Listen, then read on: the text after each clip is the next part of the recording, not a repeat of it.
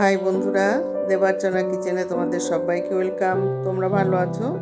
আমিও ভালো আছি। আজকে শ্যামা পুজোর দিন সম্পূর্ণ নিরামিষ রেসিপি করেছি। রেসিপিটা দেখতে গেলে চলো এখন আমার কিচেনে। কড়াই বসিয়ে দিয়েছি। দেখো আমার কড়াইটা লোহার কড়াই, কিন্তু দেখলে তোমরা বুঝতে পারবে না, ঠিক অ্যালুমিনিয়ামের মতো সাদা ধপধপ করছে। তেলটা গরম হয়ে গেছে। এর মধ্যে আমি দিয়ে দিলাম কতগুলো চীনাবাদাম। কাঁচা চীনাবাদাম কিনে এনেছিলাম। এবার সেগুলোকে ভালো করে আমি ভেজে উঠিয়ে রাখবো।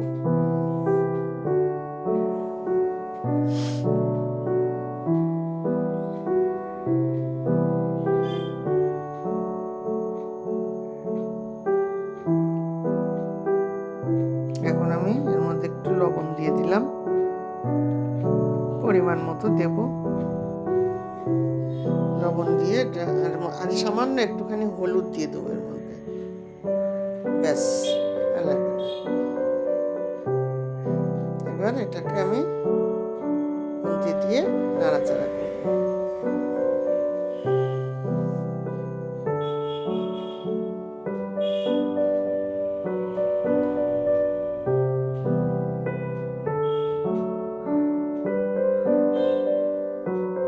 আজকের দিনে অনেকেই উপোস থাকবে, আর যারা কেউ কিছু খাবে হয়তো নিরামিষই বেশি খাবে। আজকে মাছ মাংস অনেকেই খাবে না, তাই আমিও নিরামিষ রান্না করলাম। এবার এর মধ্যে দিয়ে দিচ্ছি কটা কাজু বাদাম। চীনাবাদামটা আগে ভেজে নিয়েছি, কাজু বাদাম কম ভাজলেও হবে, ওই জন্য চীনাবাদামটা অর্ধেক ভাজা হয়ে আসলে এখন আমি কাজু বাদামগুলো দিয়ে দিলাম।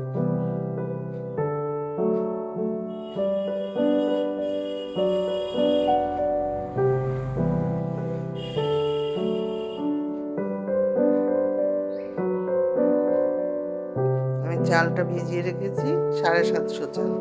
750 চালের মধ্যে এইটুকু বাদাম না দিলে তো হবে না, বলো? বাদামটা একটু মুখে না বাঁধলে ভালো লাগে, খেতে ভালো লাগে না।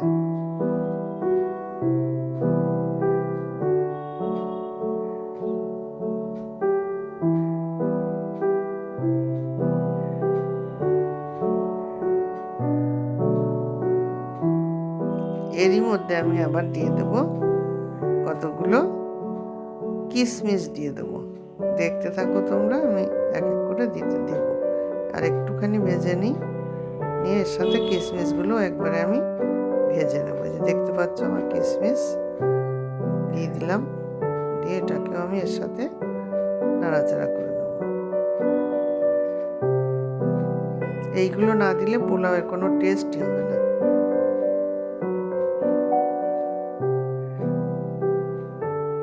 তোমরা এর আগে দেখেছো নিশ্চয়ই, আমি ইলিশ পোলাও বানিয়েছি। আজকে বানাচ্ছি সম্পূর্ণ নিরামিষ পোলাও।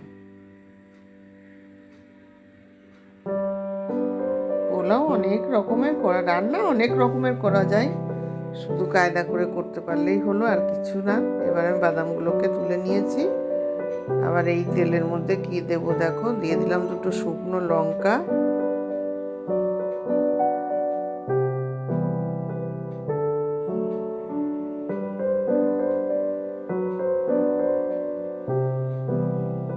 আর দিয়ে দেবো এর মধ্যে একটু আদা কুচি। আদা ঘষে নিয়েছিলাম, সেটাকে দিয়ে দেবো কাঁচা গন্ধটা ছাড়ানোর জন্য। আদাটা ভালো করে একটু ভেজে নেব।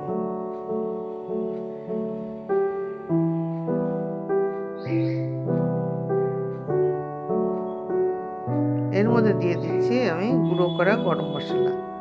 আমি আগেই বলেছি গোটা গরম মশলা আমি দেই না, দিলে একদম বিশ্রী লাগে, মুখে যখন আটকায়, ওই জন্য আমি গুঁড়ো করে দিই। গরম মশলাটা এর সঙ্গে দিয়ে দিয়েছি। আর ওদিকে আমি চাল ধুয়ে, গোবিন্দভোগ চাল ধুয়ে শুকিয়ে মানে সুন্দর করে রেডি করে রেখেছি। এখন আমি এর মধ্যে দিয়ে দিচ্ছি একটু ঘি, পরিমাণ মতো। যে যেমন চাল নেবে সে তেমন ঘি দেবে। আমি যেহেতু 750 চাল নিয়েছি, 2 চামচ ঘিতেই আমার এনাফ।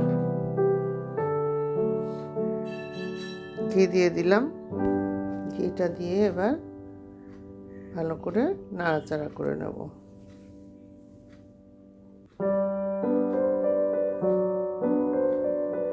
এইবার আমি এর মধ্যে যে ধুয়ে শুকিয়ে রেখেছি সুন্দর করে জল ঝরিয়ে, সেই গোবিন্দভোগ চালটা এখন ঢেলে দিচ্ছি। দেখো কত সুন্দর শুকিয়ে গেছে আমার চালটা। ছড়িয়ে রেখেছিলাম আমি পেপারের পরে, পেপারে সব জলটা সোক করে নিয়েছে। এখন এটাকে সুন্দর করে ভাজবো।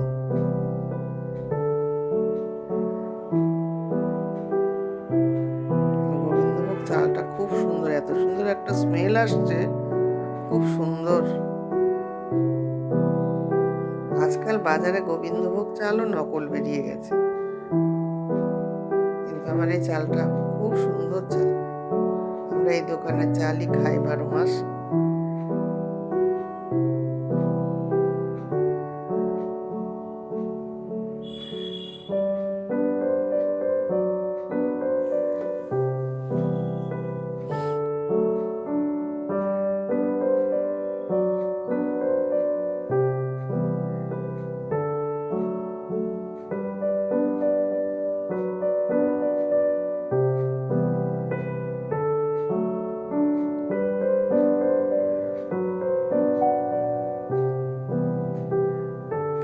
মুড়ির চাল যেমন করে একটুখানি উমচে নেয় না, ঠিক তেমন করে একটু চালগুলো সাদা সাদা হবে গায়ে, তখন বুঝতে হবে যে আমার চাল ভাজা হয়ে গেছে। তা নইলে একটার সঙ্গে একটা লেগে ফেনা ভাত হয়ে যাবে। আর তার থেকে আমি আরও কি করি বলো তো, এই চালের মধ্যে আমি দিয়ে দেবো নুন চিনি দিয়ে এটাকে ভেজে নেবো, তাহলে সেই ভাত কখনো গায়ের সাথে লাগবে না। অনেকে পোলাও হয়ে গেলে চিনি দেয়, ঘি দেয়, না, একসঙ্গে সব দিয়ে নাড়াচাড়া করতে হবে, তাহলে সেই পোলাও সব থেকে ঝরঝরে হবে, তোমরা জেনে রাখো। এবার আমি অল্প পরিমাণে একটু হলুদ দিয়ে দিলাম, যেহেতু বাসন্তী পোলাও হবে যার জন্য আমি হলুদ দিয়ে দিচ্ছি। আর এর মধ্যে দিয়ে দেবো আমি পরিমাণ মতো চিনি, আর লাগবে না।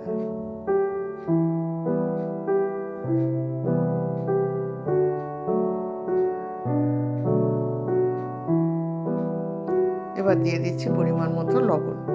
তার মানে আমি সব কিছু এর মধ্যে দিয়ে এবার আবার নাড়াচাড়া করতে থাকবো। আমার এই চালটা একটুও পোলাওয়ের মধ্যে, পোলাওয়ের সাথে গায়ের সাথে একটাও লাগবে না, একদম ঝরঝরে পোলাও হবে। তোমরা এইভাবে টিপস দিয়ে করবে। মিষ্টি পরে দেওয়ার কোনো প্রয়োজন নেই। অনেকে ভাবো যে মিষ্টি দিয়ে দিলে মনে হয় সিদ্ধ হবে না, না, ওটা কোনো ব্যাপারই না। এবার আমার সব ভাজা এগুলো দিয়ে দিলাম, সবই কাজু বাদাম, চীনা বাদাম আর কিশমিশ, এই ভাজাটা এর মধ্যে দিয়ে দিলাম। দিয়ে আর একটু ভালো করে ভেজে নিচ্ছি। এটা রান্না খুব সহজ। এখন আমি এটাকে দিয়ে দেবো প্রেসার কুকারের মধ্যে। দেখো দিয়ে দিয়েছি প্রেসারে, যতটা চাল ছিল ঠিক তার ডবল আমি জল দিয়েছি। এইবার আমি প্রেসার কুকারের ঢাকনাটাকে ঢেকে দিলাম, একটা সিটি দেবো। এতে আমার 2টো সিটি লাগবে না, একটা সিটি দেবো। দিয়ে আর একটা সিটি আসার মতো হলে তখন আমি বন্ধ করে, গ্যাসটা বন্ধ করে রেখে দেবো। তারপরে ভাপ সরে গেলে ঢাকনা খুলব। দেখতেই পাচ্ছ সিটি আসার জন্য আমি অপেক্ষা করছি।